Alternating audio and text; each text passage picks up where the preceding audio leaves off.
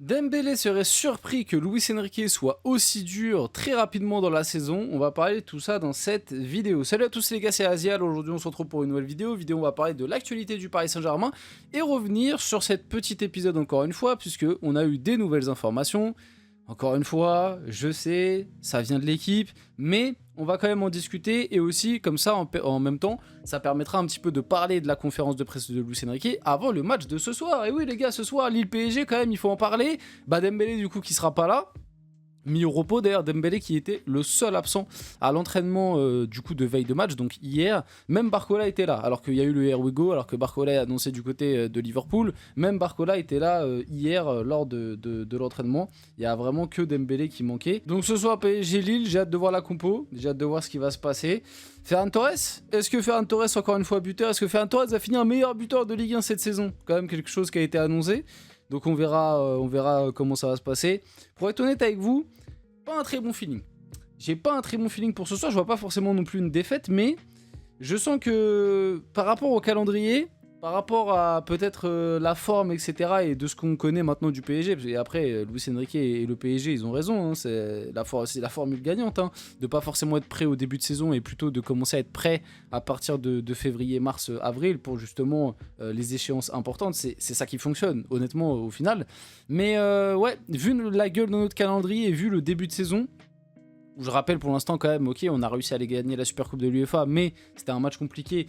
Et ensuite, on perd le trophée des champions et face à Rennes, on va pas se mentir, hein, heureusement que Ferran Torres il rentre et t'as deux caviars de Fabian Ruiz et deux belles finitions de Ferran Torres, parce que sinon le match pareil c'est compliqué, même si tu domines, hein, tu domines ces matchs-là, t'as le ballon, globalement t'es supérieur, mais en fait il te manque ce petit, tu vois, ce petit plus, cette petite énergie en plus, et c'est normal, encore une fois c'est le début de saison, mais du coup par rapport à ça, ce soir match à l'extérieur face à Lille, j'ai pas un feeling de ouf. Et aussi, ouais, petite aparté.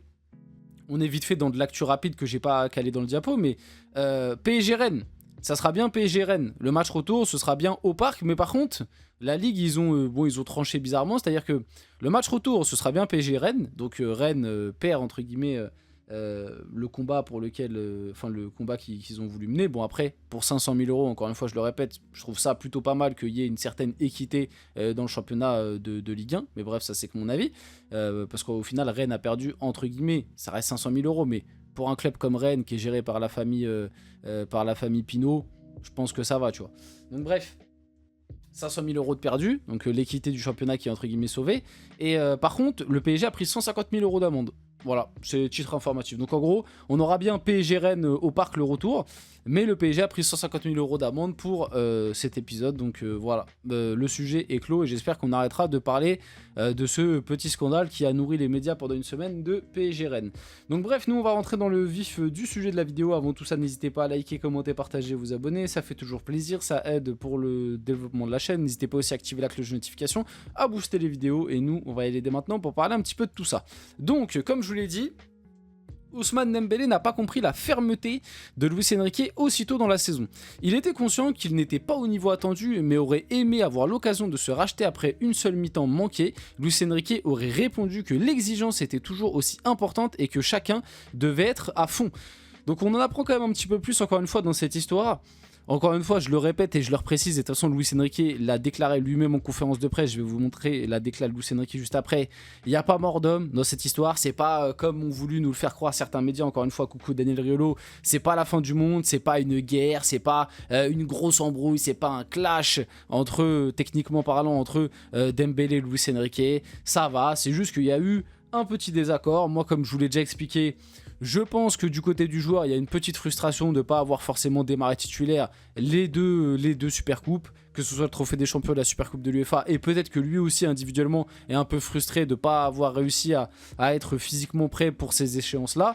Du côté de Luis Enrique, du coup, on voit aussi que sa frustration faisait partie du fait que le joueur pensait que comme c'était le début de saison, c'était un petit peu plus tranquille, mais Luis Enrique cette saison a décidé d'avoir une exigence supérieure dès le début. Enfin, il a toujours eu cette exigence, mais l'année dernière, c'était un scénario tellement particulier, parce qu'en fait, l'année dernière, c'était le groupe dans sa globalité qui était arrivé en méforme par rapport à la Coupe du Monde des clubs. Là, cette saison, c'est un peu différent, parce que chacun a eu des parcours différents à la Coupe du Monde. par rapport au parcours de leur pays. Donc tu as des joueurs qui sont revenus plus tôt, qui ont fait des prépas, tu as des joueurs qui n'ont pas disputé la Coupe du Monde. Bref, donc l'exigence, elle est présente dès le début. Et je pense que voilà, c'est juste ça qui s'est passé. Encore une fois aussi, je le rappelle dans cette histoire parce qu'on a tendance à l'oublier, mais il n'y a pas que Dembélé qui a été sanctionné, il y a aussi Gvishak Kvaratskhelia. Et d'ailleurs, c'est pour ça que j'ai hâte de voir la compo de ce soir, parce que honnêtement, Gvishak Kvaratskhelia, on en a moins parlé parce que du coup il y a eu moins ce bruit médiatique. Voilà, c'est Dembélé, c'est le Ballon d'Or, il est français, c'est une star désormais aujourd'hui, surtout en France. C'est un peu l'un des leaders de ce PSG. En plus de ça, il a tout de suite après été mis au repos, donc tout ça a encore plus nourri la polémique, alors qu'au final, il n'y a pas grand-chose. Il y a eu un petit truc, mais il n'y a pas grand-chose. Et moi, la question du coup que je me pose, c'est est-ce que ce soir Kvara sera titulaire? Et moi, je pense qu'on peut avoir une surprise. Hein. Moi, ce soir, je serais pas choqué de voir une attaque. Allez, tiens, tu sais quoi, je vais me mouiller vite fait. C'était pas forcément prévu, mais je vais me mouiller vite fait. Je vais vous faire une petite compo probable à l'oral. Je pense que ce soir, on aura Safonov. À droite, on aura Hakimi ou Zaïre Emery. Je pense qu'il va laisser Hakimi. Je pense. Hein. Défense centrale, je pense qu'il va remettre Marquinhos parce que du coup, lors du dernier match, on avait Zabarni. Donc je pense là, il va remettre Marquinhos. Il va laisser Pacho. À gauche, je pense qu'il va mettre Lucas Digne. En plus, c'est Lille, l'ancien club de Lucas Digne. Parce qu'au final, en plus, Lucas Hernandez n'a pas forcément été très bon. Donc en fait, on aura une défense quasi titulaire à part Lucas Digne, puisque Nuno Mendes est toujours suspendu. Au milieu de terrain, je pense qu'il va pas mettre Vitinha. Je pense qu'il va mettre Beraldo. En plus, Beraldo qui avait fait une bonne entrée face à Rennes. Avec un milieu Zaïre Emery, Fabian Ruiz. Je pense. Parce qu'en fait, João Neves, il a loupé le trophée des champions parce qu'il avait une petite alerte et je ne l'ai pas trouvé très très bon. Enfin, il n'a pas été nul non plus, mais tu vois, je ne l'ai pas trouvé à son top face à Rennes. Donc je pense qu'il peut faire un milieu Beraldo, Zaïre Emery, Fabian Ruiz. Je pense que c'est quelque chose qui est possible, surtout que Fabian Ruiz, pour l'instant, n'a pas été titulaire encore et les 2 entrées qu'il a fait, il a été bon. Et devant, je pense qu'on va avoir Mika Götze. Non, pardon. Je pense qu'on va avoir Désiré Doué à gauche. Ferran Torres en 9 et Akliouche à droite. Ou alors peut-être qu'il peut-être qu'il va changer, ça se trouve, tu sais, Luis Enrique, il est tellement fou, il serait capable de te mettre Ferran Torres à gauche, Akliouche faux 9 et Désiré Doué à droite. Mais vous avez capté, je pense que le trio offensif, ce sera Akliouche, Désiré Doué et comment dire, et Ferran. Je pense qu'on va partir là-dessus, et du coup, ça voudrait dire que Vitinha serait sur le banc, que Kvara serait sur le banc, que João Neves serait sur le banc.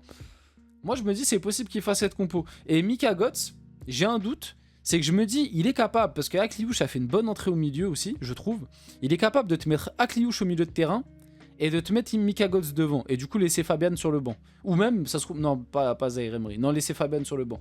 Mais je pense que je pars plus sur la première version que je vous ai dit.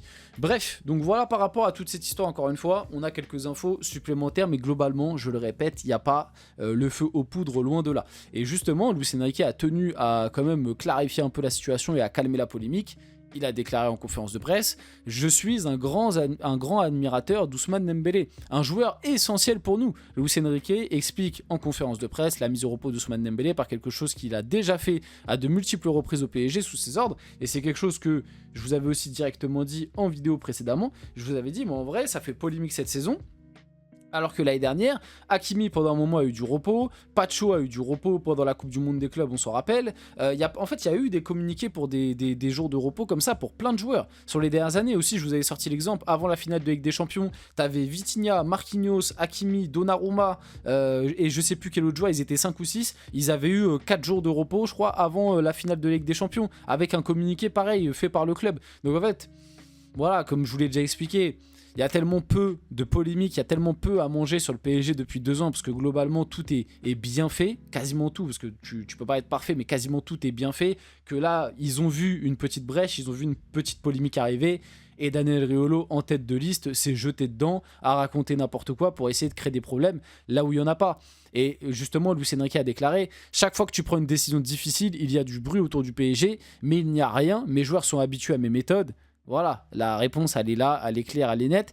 Et je pense que par rapport à cette histoire autour de Dembélé, je pense que globalement, on a fait le tour. Peut-être qu'on apprendra certaines choses à venir et on en reparlera vite fait, parce que ça reste quand même quelque chose d'important. On parle du meilleur joueur du PSG et de l'entraîneur du PSG, de l'un des meilleurs joueurs du PSG. Donc ça reste quelque chose d'important, mais Voilà quoi. Luis Enrique a aussi déclaré ça sera ma 3e année, 4e techniquement. Il s'est un peu trompé. Enfin, je sais pas si c'est lui qui s'est trompé ou si ça a été mal traduit. Parce que peut-être qu'il veut dire j'ai fait 3 saisons complètes. Peut-être que c'est ça qu'il voulait dire. J'ai fait 3 saisons complètes, je démarre ma 4e année. Bref. Donc ça sera ma 4e année ici au PSG, c'est un record pour moi, j'ai la confiance de tout le monde, j'espère que ce chemin va durer encore très longtemps. Luis Enrique qui nous envoie le message de il veut encore rester très longtemps au PSG, et ça fait plaisir. Lucho, reste pendant encore 15 ans, on t'aime à vie, on t'aime à vie. Bref, on arrive sur la fin de cette vidéo, j'espère que la vidéo vous a plu, si c'est le cas n'hésitez pas à liker, commenter, partager, vous abonner les gars, c'était Azial et on se retrouve très rapidement pour une prochaine vidéo.